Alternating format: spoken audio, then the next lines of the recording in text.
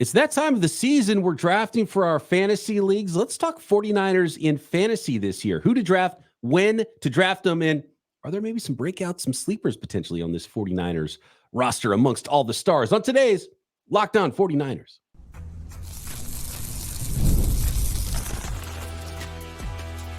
You are Locked On 49ers, your daily San Francisco 49ers podcast, part of the Locked On Podcast Network, your team every day.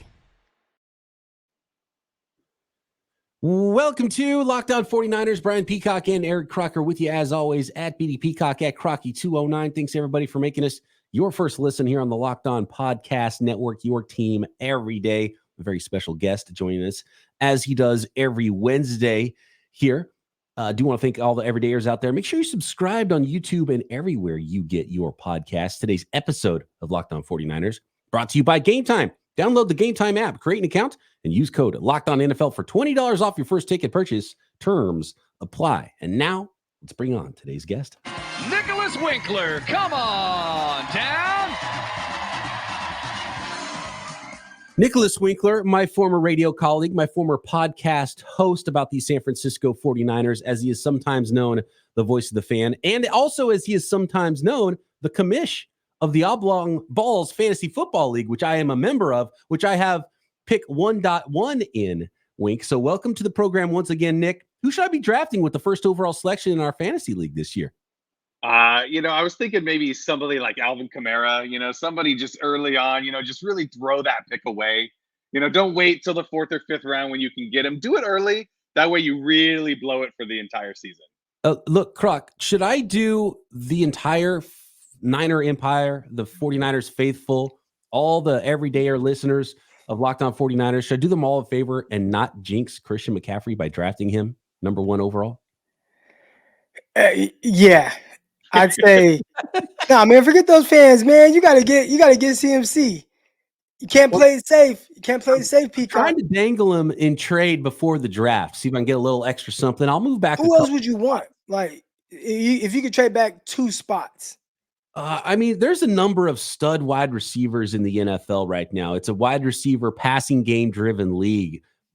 We always talk about the money that Brandon Aiyuk is going to get, and you see the other top receivers in the NFL, what they're going to get. CeeDee Lamb got 180 targets last year? I mean, it's insane. Crazy. He got twice as many targets as Brandon Aiyuk did. And so in a PPR league, I could see CeeDee Lamb, the best receiver. In fact, I think Justin Jefferson's kind of being disrespected, even with Sam Darnold as his quarterback. And to be honest with you, a bad football team, it's okay. It doesn't matter how many interceptions Sam Darnold throws, as long as he's chucking it to your number 1 option. So I would have no problem drafting Justin Jefferson. You got a couple of other running backs that you could factor in there. Bijan Robinson, some projections still there. How's he going to be used this year? Is he going to get enough touches? It's harder to project that than it is Christian McCaffrey. Breece Hall's a stud for the New York Jets. We'll see him in week 1 against the 49ers. You got Jamar Chase, who's a superstar. There's Tyreek Hill. There's a lot of options in the first half of the first round. I'd probably want to stay in the top half of the first round if I move down from pick number 1, though. You got any offers for me, by the way, Wink, on that? I've done about 4,700 mock drafts over the last couple of weeks. And, I have pick 8. So for me, I like 8 players. You mentioned, Jefferson's falling to me a lot. Even Jamar Chase keeps following to me because of the holdout. People get a little bit scared when it comes to that. I mean, Amon-Ra St. Brown, like in a PPR league, I love where I'm at 8. I thought about trying to put something together to go up against McCaffrey because he's fun. He's a lot of fun to have on your fantasy team when you can just kind of pencil in 20+ points every single week. That's a nice thing to have. But then, you get that swing around in the snake draft around 2, and I don't want to wait till the end. So I like where I'm at. I think I'm going to go ahead and stay there. With McCaffrey, is it possible, Croc, that there's less usage? Or is it possible that maybe fewer carries, but more targets? So you get more PPR targets, you get more receiving points for McCaffrey, which is super valuable. That's why you want those running backs that catch the ball out of the backfield in your fantasy leagues. Even if he gets fewer carries, do you think that's possible? Or do you think that Kyle Shanahan, he talked about, well, maybe we won't maybe we'll be smart about Christian McCaffrey. It's one thing to say that in the spring. It's another thing when he's calling plays on Sunday and Christian McCaffrey's like, okay, I'll come out for one play. And they're like, no, right. Christian, you got to stay out for 2 plays this time. Okay. Not just one. Is it possible that he eases back on the throttle with Christian McCaffrey usage? Definitely not. I don't think Kyle Shanahan even knows how to do that. Again, we've referenced this a couple of times now. A few years ago, you had Elijah Mitchell, rookie year. He's basically taped together trying to play in this game on primetime television against the Rams. Broken finger or thumb. He had rib issues. He had a knee injury that he was kind of catering to during practice. And people didn't even think he was going to be able to play. Well, not only did he play, Kyle Shanahan ran him 27 times. So Kyle Shanahan kind of pushed the blame on Christian McCaffrey, saying, hey, we have to protect him from himself. But I think the person that he really needs to be protected from is Kyle. And I don't think that's going to happen. So I don't see a drop-off in his production. I think he's going to be at the forefront of Kyle Shanahan's game planning. And anybody that wants to keep the number 1 overall pick, I don't see how you'd select anyone other than Christian McCaffrey. And I'm glad you brought up Elijah Mitchell, too. A regular league. Yeah, and I'm glad you brought up Elijah Mitchell, because is he even the back that you want to draft as the handcuff to Christian McCaffrey if you're playing fantasy? Or do you go like JP Mason because he didn't play on Sunday, and he's looked good throughout the preseason. I think he might be more of a guy that you can kind of rely on in the long term, the grand scheme of the season when it comes to kind of having that fantasy backup. Plus, it's going to be a lot cheaper than Elijah Mitchell when it comes to draft position. That's kind of where I'm at. If you want the handcuff to Christian McCaffrey, or maybe you don't even draft Christian McCaffrey and you're just waiting. By the way, was there a trade offer on the phone just now, Wink? I've been getting them all day. Everybody wants that 8 spot, man. When you're drafting a Kyle Shanahan running back, whoever has the most value. So you can wait till the very last round of your draft, most likely in a 10-team league or 12-team league, and get Jordan Mason. So let everybody else draft Elijah Mitchell. We've seen how often he gets hurt. I would definitely want Jordan Mason, but I do think Elijah Mitchell would be the next man up. I do think there's still something with Jordan Mason. As awesome as he looks, as good of a runner as he is, there's some pass protection stuff maybe, and saw a couple reps in the preseason. He's worked on his receiving ability, and he's talked about how he didn't really hit it off with running backs coach Bobby Turner that much. And I think Bobby Turner has a lot to do with, who's in the game, who's out of the game, and what those depth charts are, because Kyle Shanahan does lean on his position coaches. And none is more respected than Bobby Turner. And I do think that Elijah Mitchell is probably still the one to own immediately. Like, if Christian McCaffrey gets hurt, who's going to be the next back in? It's probably going to be Elijah Mitchell. But can you trust him to stay healthy? So I'd probably just wait and hope you hit the home run with Jordan Mason. So I think he's a better runner at this point.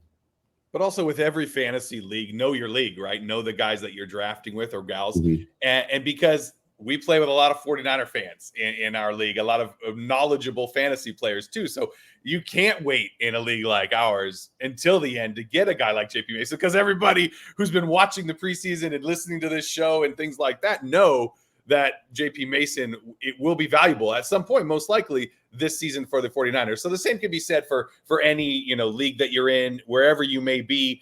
If you got a lot of Raider fans in there, like Zamir White's, his value is going to go up, things like that. Just know who you're with. We got a Bears fan in our league. And so I'm wondering how high Caleb Williams is going to go, even though rookie quarterbacks don't usually do a lot. I know, Wink, that you are a resident special teams connoisseur, and especially when it comes to punters. Is there a punter controversy? Are you going to draft Impressly Harvin in your fantasy football leagues this year?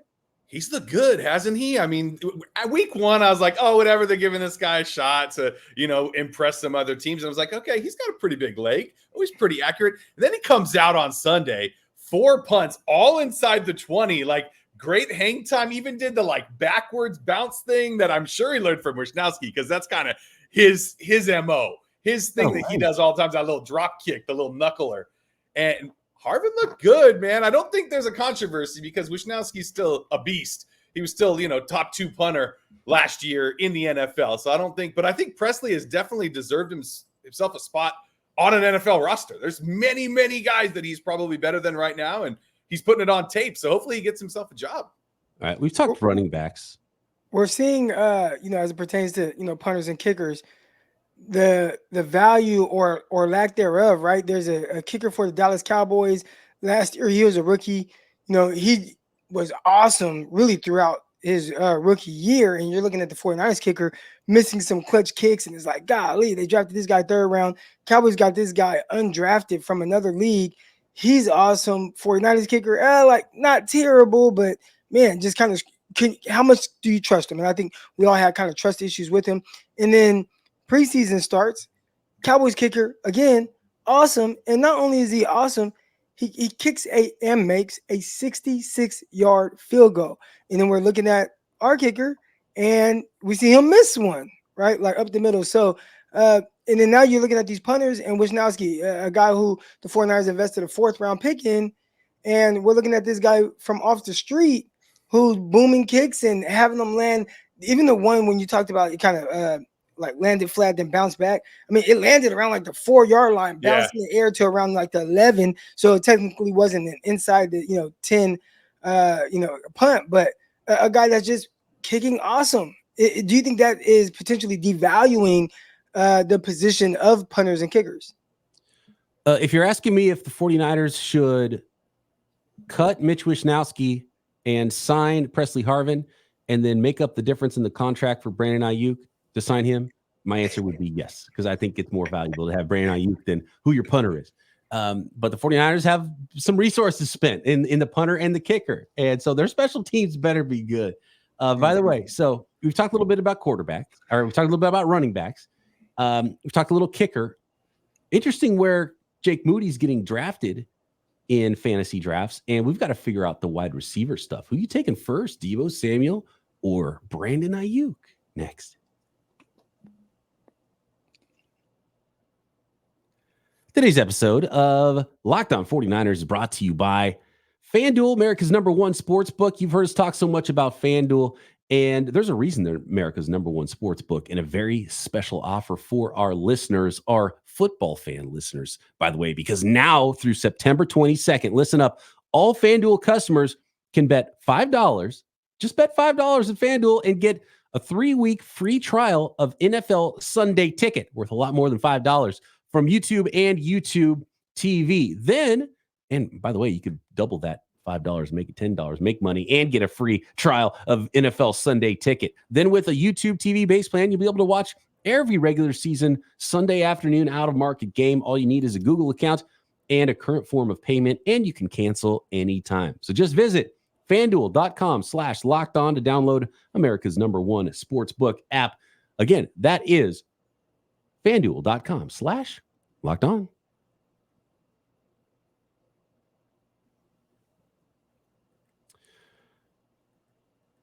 Sorry, Wink, for what I said earlier about cutting Mitch Wisnowski. I know, I mean, come on. I was just talking about the difference between the value of what a punter is and how much you should spend on him versus your wide receivers. Of course, I don't want to end the Wink's Wish Watch segments every Wednesday, even though the Starvin' for Harvin or Impressly Harvin segments would be pretty fun as well. How much are they paying Wisnowski per year? It's not a crazy amount. It's kind of like the use check thing where he's the highest paid fullback in the NFL, but it's like not that much. So in the grand scheme, it's not a huge amount of money to have one of the better players at the position. I couldn't tell you exactly what the number is, but it's not nothing. It's not vet minimum money for Mitch Wisnowski.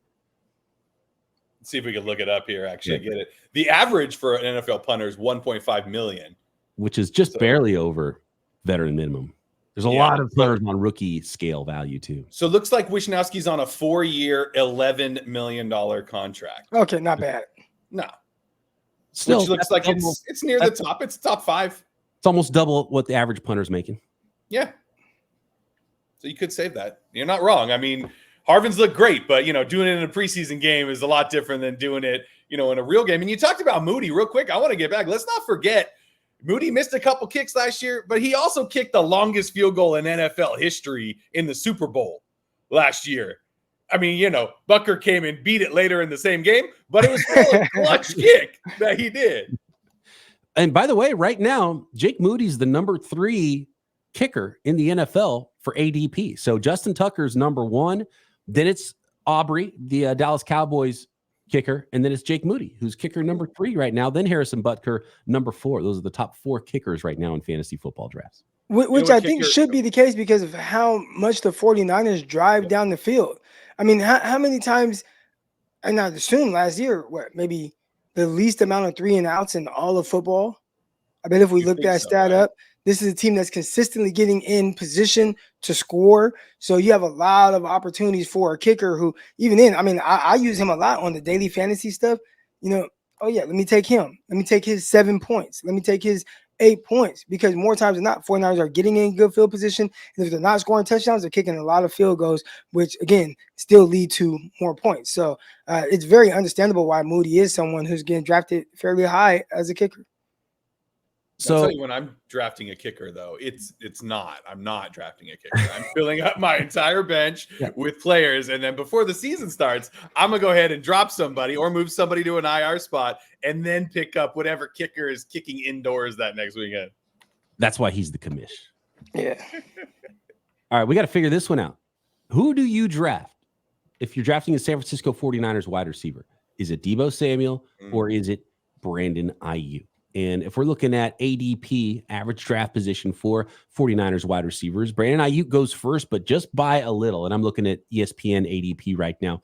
Brandon Aiyuk is 44.3 average draft selection in fantasy leagues, while Deebo Samuel is just 44.6 ADP. So 44.3, 44.6. They're basically back-to-back at the wide receiver position as far as ADP goes. And so I think the NFL fan community at large doesn't know how to separate those guys. So Croc, let's go to you. Who has the better season? Who would you bet on? Who are you drafting in your fantasy league to have more fantasy points? We're talking receptions, we're talking rushing yards, we're talking receiving yards. They all matter. Touchdowns as well.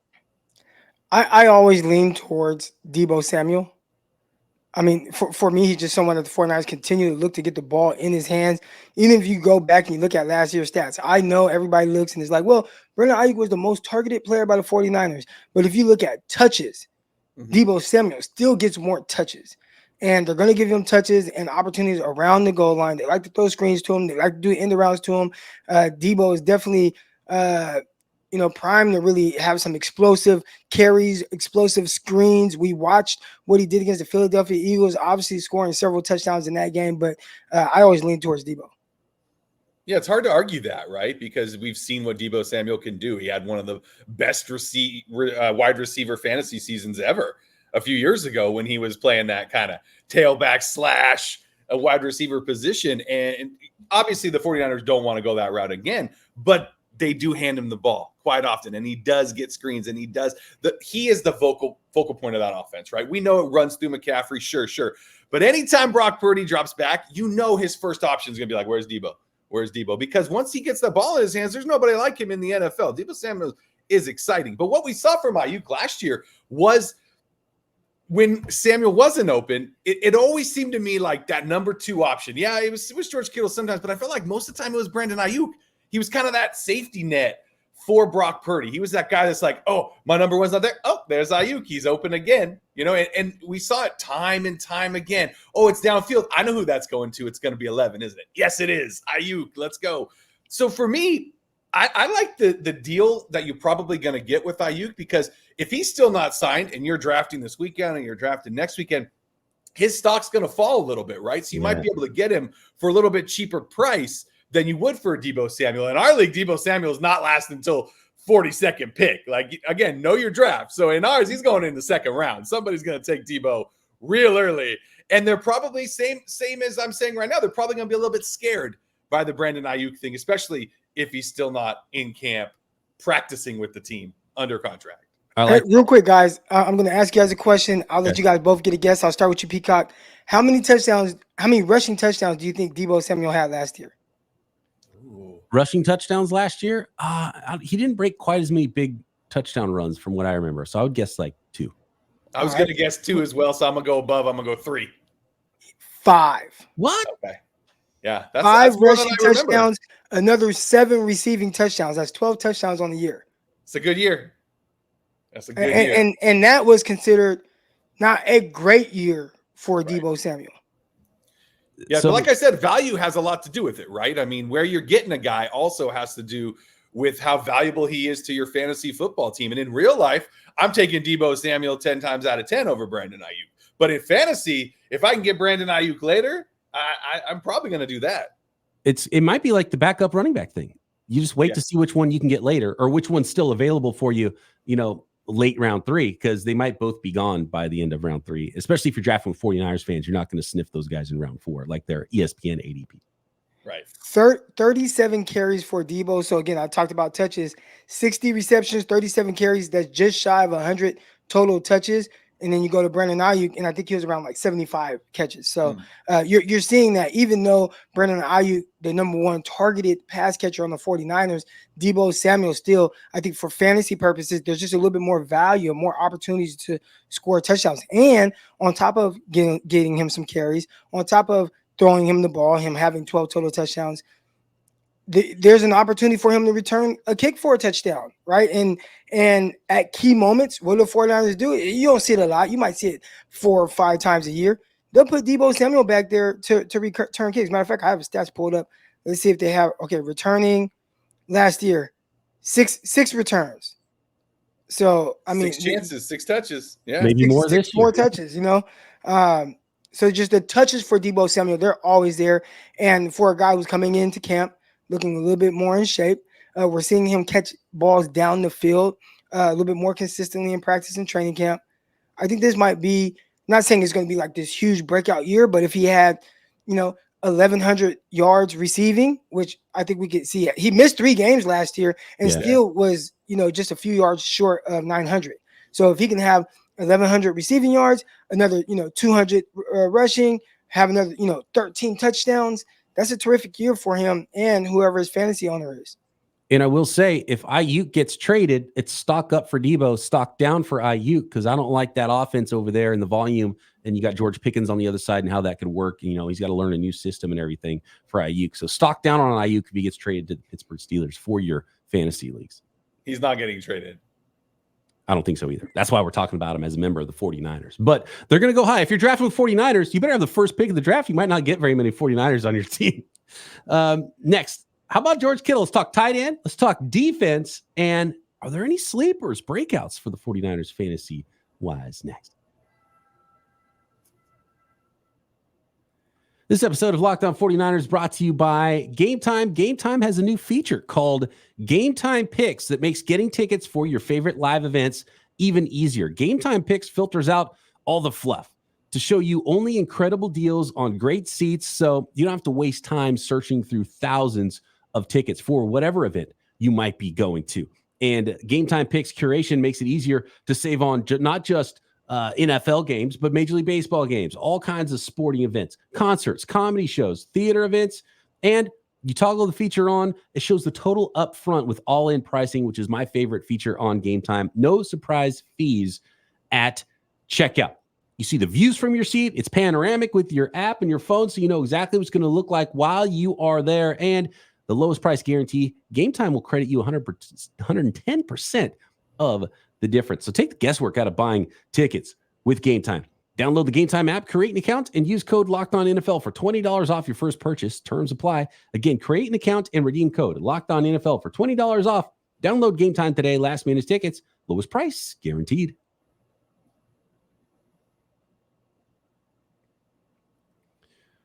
George Kittle. Does this feel like a big George Kittle year? Does this feel like, I feel like George Kittle kind of flew under the radar last year for how good he was, how productive he was amongst NFL tight ends. He's the 5th tight end right now in fantasy ADP, averaging the 55th pick. Is it smart to target George Kittle above the wide receivers since you don't really know? And I feel like with Brandon Aiyuk, it's a more feast or famine. Like that game where he only gets targeted twice, but they're both touchdown catches. Well, Deebo, you kind of know what the usage is going to be week to week. I feel like George Kittle, you get a little bit more of kind of knowing he's going to be involved more week to week, but I feel like he fluctuates a little bit more like Brandon Aiyuk just because the 49ers offense, they ride the hot hand a little bit, or there's a certain game plan. I do feel like George Kittle being 5th is a little disrespectful, though. Am I wrong on that, guys? I don't think it's so. tough for George Kittle. I'm looking at some of his, targets for the season, And there's only one game or two games with double-digit targets. One where he was just one shy of having double-digit targets. That was the New York Giants game with no Brandon Aiyuk, where he had 7 receptions for 90 yards. But even you think of a game like the Dallas Cowboys, and this is some value that he can bring. He only had 3 catches against the Dallas Cowboys on 4 targets, 67 yards, but 3 touchdowns. Yeah. That was, half of the touchdowns that he had for the entire year. So with him, it gets a little weird. You had a 3-game stretch here. Arizona Cardinals, 1 catch, 1 target. Dallas Cowboys, 3 catches, 4 targets. Again, but he scored 3 touchdowns. Cleveland game, 1 catch on 2 targets for 1 yard. But then you see another stretch here where he had 3 receptions for 116 yards against Jacksonville, 9 receptions for 149 yards against Cincinnati. So the tough thing with him is from week to week, almost like a Brandon Aiyuk, you just don't know, how much targets he's going to get. But how does that shake up in comparison to some of the other tight ends around the league? With Brandon Aiyuk, there are other receivers that are consistently going to get targeted way more. With Kittle, again, even with those numbers, he ended up having the most yards in the NFL for any tight end. So I think he's someone, if he's going 5th, I think that's still for someone that gets him more in that 4th or 5th spot as far as tight ends go. Tight end's such a tough position because around the NFL, there's just not a lot of great tight ends that put up consistent numbers every week. A tight end position, you get a lot of like 4 for 44, and it's like, oh, awesome. But with George Kittle, what he can do, what he can bring to your team are those numbers you just talked about, where he's going to win you that week. He may not win you every week. It may only be 3 or 4 times a year where he really goes off. But when he really goes off, he really goes off. And it really, in that tight end position, when you're matching up with somebody else in a head-to-head league, and you could really dominate that spot on a week, you're probably going to get that win. So for me, I could see George Kittle at 5th, but I could also see him, again, in our league, going as the 2nd tight end, so you really got to know where to draft a guy. Trey McBride for the Cardinals. I mean, just disrespectful putting him over George Kittle. George Kittle's consistency every single year, 1,000-yard receiver last year. What he can do after the catch. Give me Kittle all day. I mean, Andrew, I love Laporta is just basically Kittle part 2 for the Detroit Lions, former Iowa guy. And it's only 1 year. We don't know if that's going to continue. Right. Yeah, that might fluctuate quite a bit. We saw George Kittle's best season, and all of a sudden, haven't really seen that again. 1,300 yards. It's rare to see that kind of usage year after year. Although there's a lot more mouths to feed in San Francisco than there are for Jared Goff with the Detroit Lions. It's like Amon-Ra St. Brown and then tight end. I mean, it's an easy number. Gibbs, but how much is he going to play? Right. I will say, looking at McBride's game log, it looked like it kind of took about 5 or 6 weeks for him to get going as a rookie. He was the backup because Ertz was their starter. Right. Once he got going, though, he got going. Oh, yeah. No, he catches a lot of balls, and if Kyler stays healthy, that could be a great fantasy pickup. We talked about George Kittle having 2 games where he had double-digit targets. Well, McBride had 2 games where he had double-digit targets, and he also had 2 games where he had double-digit receptions. And you continue to look at this game log, and it was like they just continued to kind of lean on him more and more as the season went on. So I think there's a little projection there, whereas George Kittle, what you're getting. With McBride is like, I think he's going to continue to take this to the next level. A guy that had over 800 receiving yards as a rookie starting off the year as a backup. I'm not saying I would take him over George Kittle, but I could see why some people might be battling with that. I'm looking at the usage for Trey McBride once Kyler Murray came back last year in the second half of the season, because Kyler Murray doesn't strike me as I'm going to target the tight end heavily type of a player. They do have Marvin Harrison Jr. there now, so that's another thing is like, who are you going to target last year in that Cardinal offense? But there was a nice amount of targets, like from November on, 8, 5, 7, 8, 10 receptions. So there was big time usage in the second half of the season last year when Kyler Murray was back. So maybe Kyler Murray's going to target the middle of the field more often. But also new coordinator, right? Yeah. New offense. I think. Coordinator. So, by the way, I think the Cardinals got it right with their coaching staff. They look like they're pretty good. Offensive coordinator and obviously Gannon, who's a DC as well as the head coach there. Let's open up. All right. How early do you draft the 49ers defense, guys? And is there a sleeper player out there that you really like? A Pearsall, a Jacob Cowing, now that we've seen him, or maybe one of the players we've already talked about that you think is going to be much higher or much lower by the end of this year than where they start the season? Croc, I'll start with you. Defense, you all about it? Well, I was saying I was going to start with the offensive guys, but Ricky Pearsall, again, the Aiyuk situation is still up in the air. You don't know how that's going to go, but I think if you're able to get Ricky Pearsall late, that might be one of the steals, because if Aiyuk either doesn't play or Pearsall just starts to come on later as the season goes on, he's someone that maybe won't help you throughout the year, but once it's playoff time for your fantasy league, he can maybe be a huge contributor there. As far as the defense goes, I mean, I expect the 49ers to continue to be good. They take the ball away. It seems like a team that wants to rush more. And this is all, I watched the Richard Sherman podcast with Commodore Lenore, and he talked about how they want to just play more coverage, right? Rush 4 guys, play more coverage. Hopefully they have the D-line to be able to do that. But I think with being able to do that, you'll see more turnovers, more guys in passing lanes, tip balls, interceptions, maybe get guys back that force a lot of turnovers like Talanoa Hufanga, and we'll see what happens with him. But I think that, Jair Brown, he's a guy that he's starting to take the ball away, and he was that big play-making guy in college. No college defender had more interceptions than Jair Brown during his 2-year tenure at Penn State. So they have guys that take the ball away. You got Nick Bosa, he's going to get you sacks. I think this is a team that will definitely get you high value fantasy points on the defensive side of the ball. Yeah, as I mentioned during my mock drafts, I mean, the Niners are always the first defense taken in every single mock draft. So the price that they're going for, I'm never going to have the 49ers defense on my fantasy team, because I treat them a lot like kickers, where I can get them later. I play matchups, that sort of thing. But for me, I'm just shocked that we've gone this entire time talking about 49er fantasy without talking about a guy you can get late in drafts, a guy who put up incredible numbers last year, a guy who's probably going to put up incredible numbers again, and that's Brock Purdy. I mean, that's the guy that you can have starting at your quarterback position every single week on your fantasy team and get him in like the 12th round. I mean, you can get him super late in drafts, and you could stock up on every other position, all the money positions, this and that. And then you have Brock Purdy as your guy. That to me seems like a no-brainer. I do like the Pearsall pick as a sleeper, just because Croc, we always reference the Richie James game a few years ago during the COVID season, and all of a sudden Deebo is out, and you got to throw the ball to somebody, and they dialed it up for him, and he went for 12 catches or something, right? It was yards, 160 yards or something. If I remember correctly, 170 and a touchdown.